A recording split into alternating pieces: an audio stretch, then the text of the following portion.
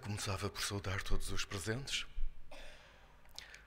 agradecendo aos organizadores deste ciclo de encontros o convite que me endereçaram para estar aqui convosco, e estou aqui com muito prazer.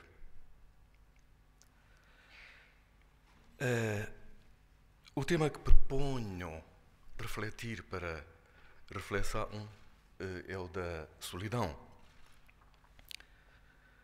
A solidão na cidade. Como a solidão tem vários rostos,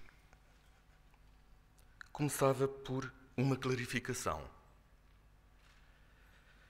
Aqui não vou falar da solidão que artistas e escritores reivindicam como condição necessária para a sua criatividade.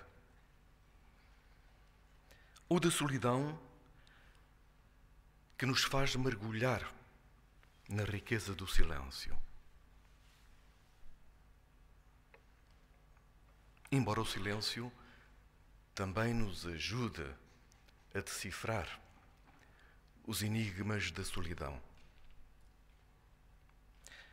Aqui vou sobretudo falar da solidão que resulta de desencontros, de desenlaces sociais. Solidão sofrida. Desembrulhemos então o sentimento de solidão da ideia de estar só. Podemos estar sós sem que estejamos em solidão. E podemos viver um sentimento de solidão quando não estamos sós. Quando o outro está fisicamente presente, mas afetivamente distante, quando os muros da incomunicação não deixam ver nem ouvir o que o outro tem para dizer, então a solidão bate à porta.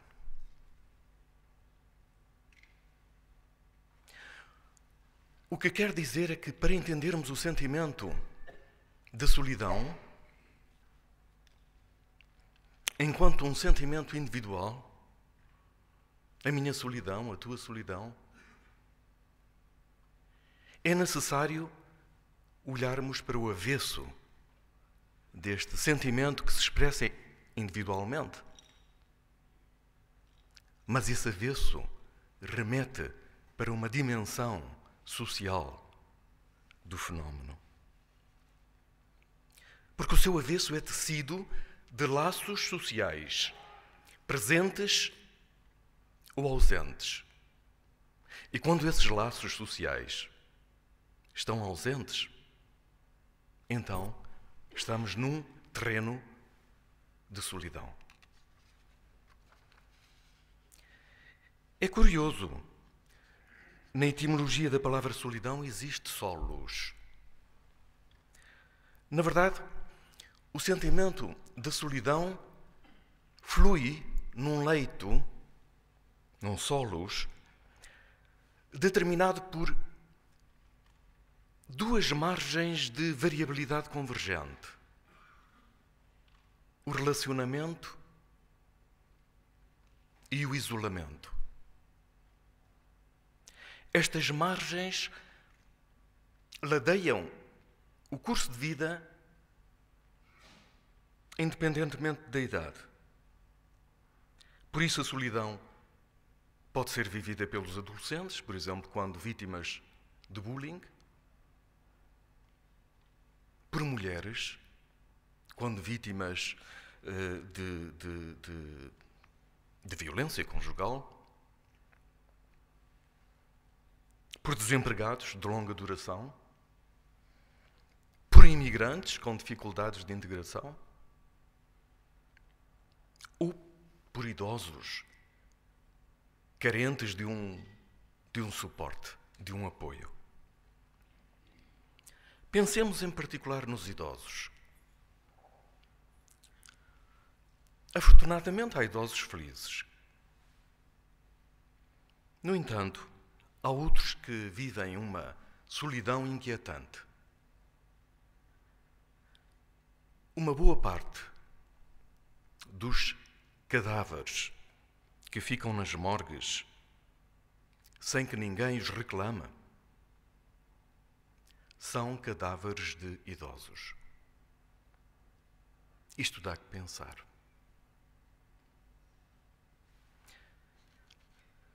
Ao analisar a solidão dos moribundos, Norbert Elias mostrou claramente como ela decorre de um sentimento de exclusão relativamente à comunidade dos viventes.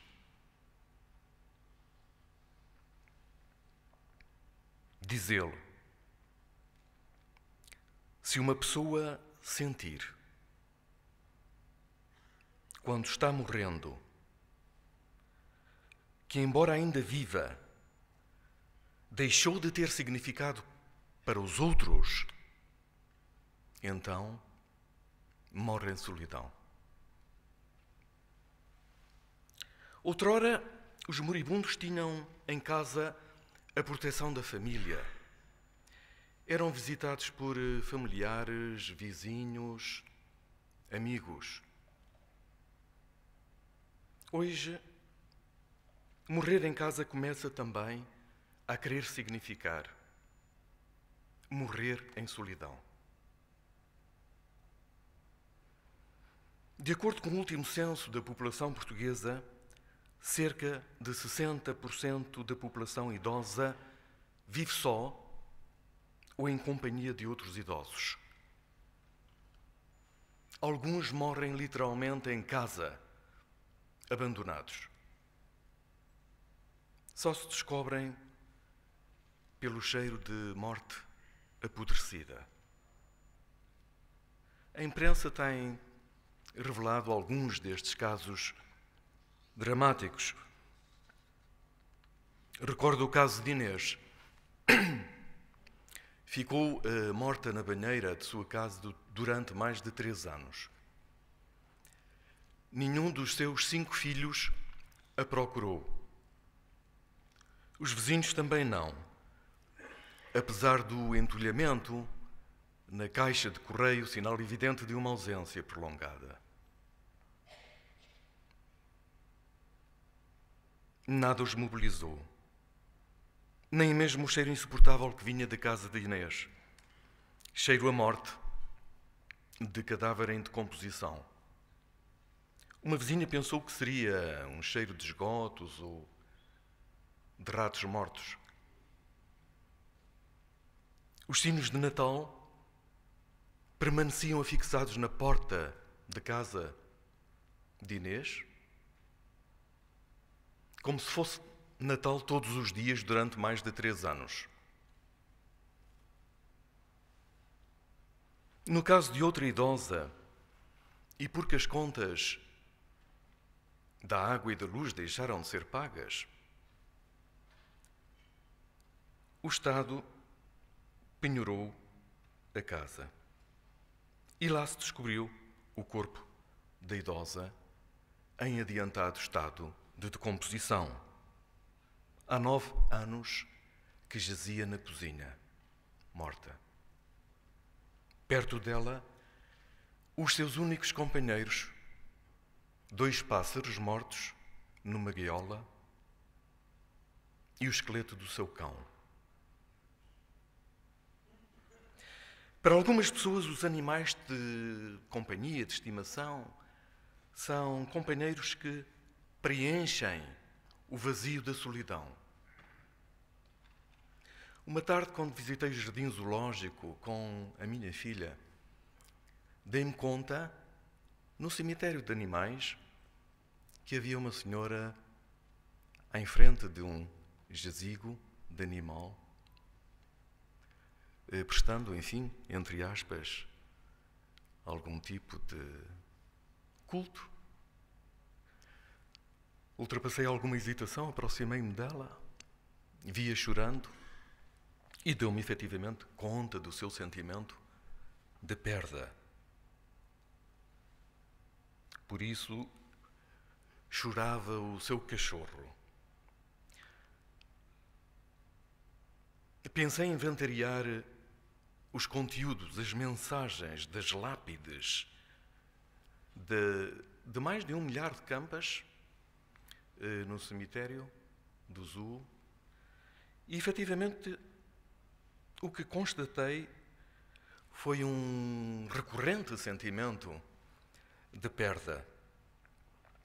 Bill, a dona ama-te eternamente. Querida Jane, Janinha, descansa em paz. Voltaremos a estar juntos quando Deus quiser. Muitas saudades.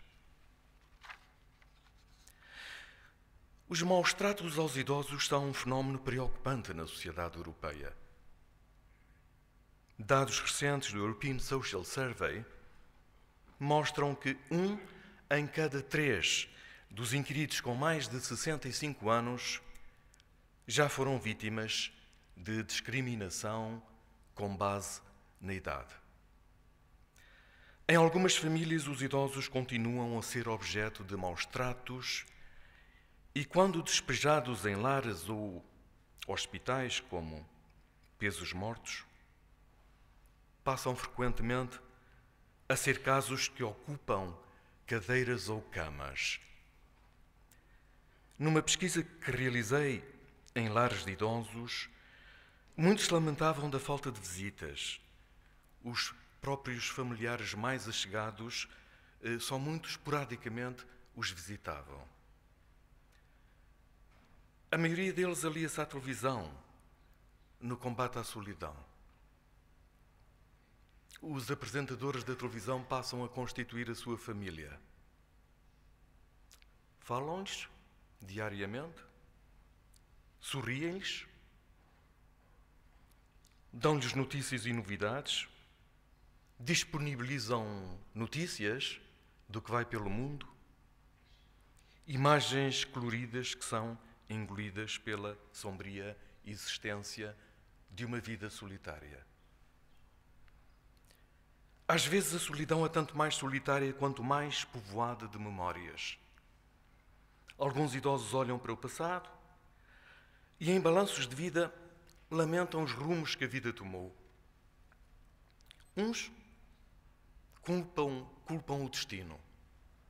Outros culpam-se a si próprios, desencadeando pensamentos fraudulentos sobre o que poderia ter ocorrido se não ocorresse o que ocorreu. Há ainda maus pensamentos. Vários idosos me confessaram que, por vezes, lhes passam coisas pela cabeça. Por exemplo, atirarem-se à linha de comboio ou do metro. A perda de sentimento de pertença é um dos fatores associados à solidão, ao desencanto com a vida. Alguns anúncios de jornais dão-nos conta do desespero de quem procura algum tipo de conexão social. Por exemplo, se é mulher e não procura a felicidade, nem amorosa, sexo ou esperança, se apenas deseja morrer, mas não em solidão, ligue-me. Outros buscam encontros ocasionais com prostitutas, não necessariamente para ter sexo, apenas para fugirem à solidão, para falarem, para desabafarem. Assim se vão enganando a si próprios, julgando poderem enganar a solidão. Mas entre as trabalhadoras de sexo existem também casos dramáticos de solidão. Algumas são mães. O dinheiro que ganham é necessário para o sustento dos filhos. Há ainda os que inventam imprevisíveis artes de contornar a solidão. Um dos casos mais apaixonantes que acompanhei foi-me sugerido por uma aluna brasileira que estava a realizar o doutoramento e que fez uma bolsa sanduíche no ICS, e quando soube que eu estava escrevendo um livro sobre a solidão, me disse: eu tenho um tio que possivelmente poderia ser personagem do seu livro. Apresentou-me o livro, seguiu com muito interesse, o Quincas. E o Quincas, enfim, sempre foi um homem que viveu em solidão, nunca casou. Quando eu me encontrei com ele, tinha já mais de 80 anos. E quando se reformou, aí sim, ficou em solidão, não sabia o que fazer ao tempo, como o matar. E aí decidiu que ocuparia o tempo deambulando pelos cemitérios de Niterói e do Rio de Janeiro. Há muitos cemitérios no Rio de Janeiro. Ele organizava até uma espécie de contabilidade, tinha um livro, um caderninho, tipo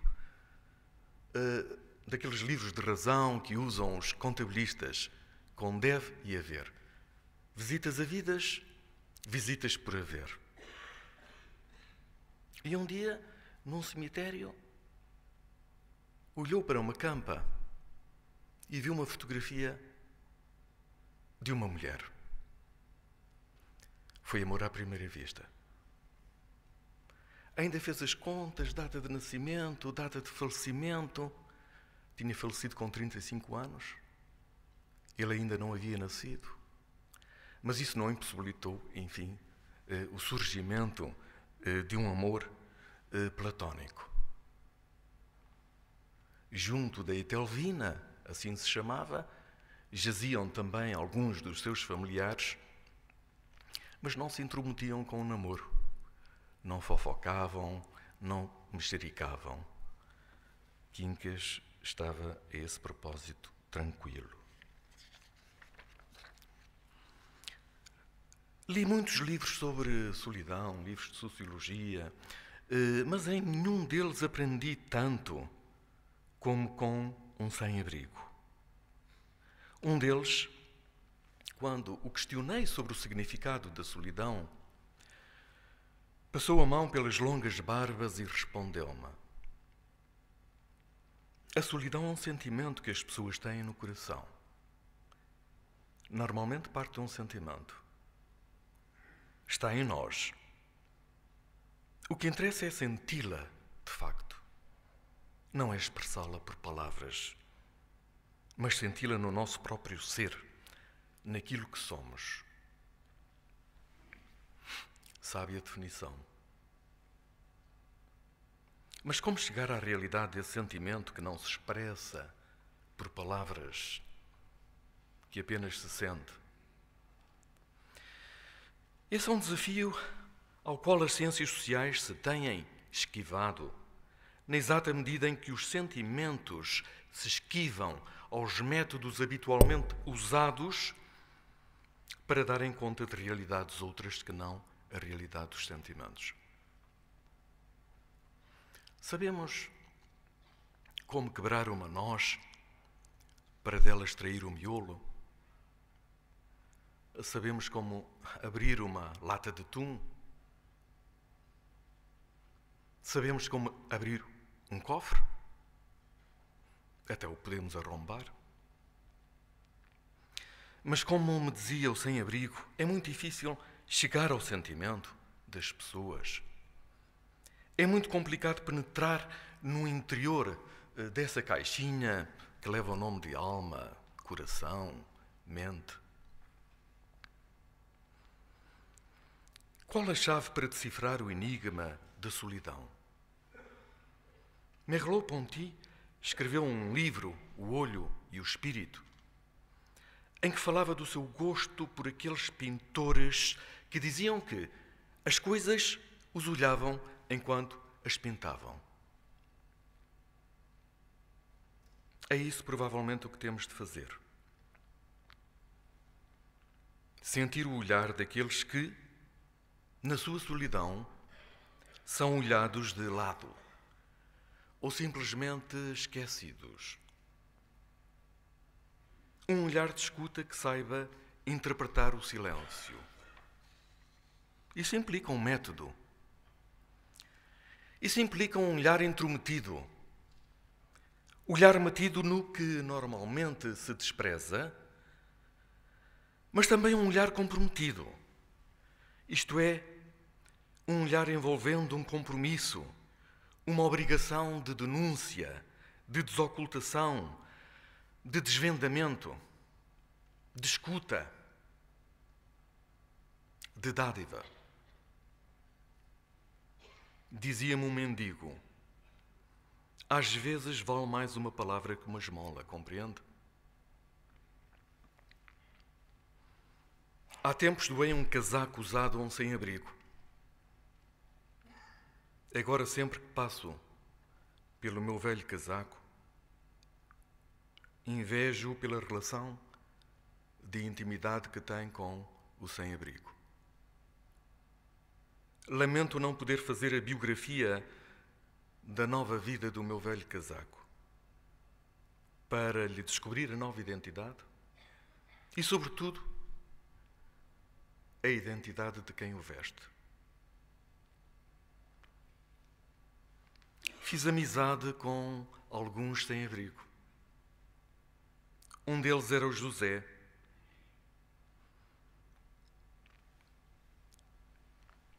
que frequentava a igreja aqui, bem perto de São João de Deus, na Praça de Londres.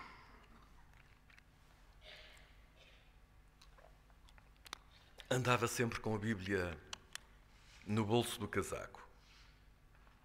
Não tinha relógio, mas era extraordinariamente pontual, portanto, aparecia sempre nas cerimónias, nas missas, portanto, feita a comunhão, abandonava, portanto, a igreja. Teve alguns internamentos no Hospital Júlio de Matos, mas não porque fosse deficiente mental. Um dia soube que teria alta hospitalar. Colhi essa informação na igreja. Perguntaram-me se sabia de algum lugar onde pudéssemos acolher o José. Contactei uma pessoa amiga na Câmara Municipal de Lisboa que conseguiu um lugar no Centro de Acolhimento de Xabregas.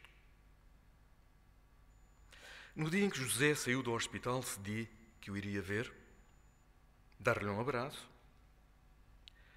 Certamente que o encontraria na missa das 7 da tarde. Assim foi. No hospital tinham-lhe dado um fato que tinha sido doado pelo Corte Inglês. Até vinha com um aristocrático lenço na camisa. A fim da missa perguntei-lhe: José, onde vais dormir? Por aí, respondeu. Olha, consegui arranjar um centro de abrigo para passares a noite. Queres ir? Fitou-me nos olhos, deu um tempo para pensar e respondeu-me: está bem. Apanhámos um táxi e fomos para Xabregas. Lá me esperava a socióloga com quem já tinha falado pelo telefone, à qual apresentei, enfim, o caso do José. Lá chegados, o olhar vivo do José começou a olhar à volta, tudo tentando captar. Nisto, dois homens, que depois vim a saber que eram toxicodependentes, começaram a discutir e logo depois agrediram-se a soco. José ficou nervoso e em silêncio. Nisto, vira-se para mim e diz-me: como é que eu vou daqui à igreja? Fica muito longe. disse. Não sei se quero ficar aqui. O poeta Manuel de Barros, em seus ensaios fotográficos, escreveu que é difícil fotografar o silêncio. Mesmo assim, tentei fotografar o silêncio do José. Na revelação do silêncio, obtive a resposta. José não queria mesmo ficar para onde o havia levado. Chamei um táxi. José, onde queres ficar? Ao pé da minha igreja, respondeu-me.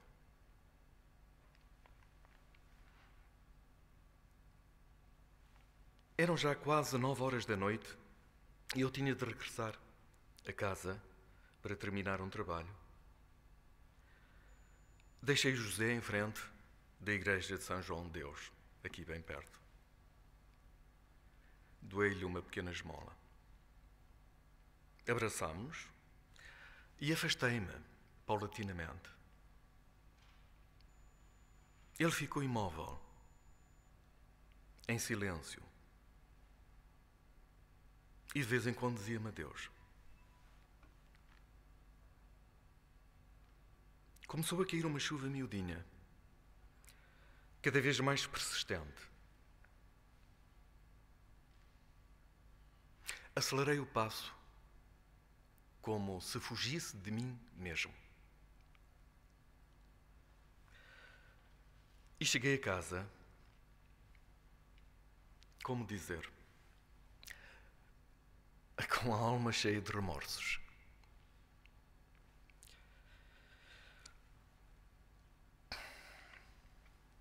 Tinha deixado um amigo na rua.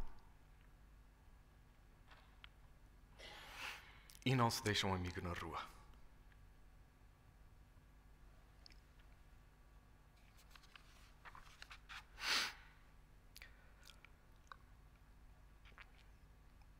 Nessa noite fui invadido eu próprio por um sentimento de solidão. Dei voltas na cama, não conseguia dormir.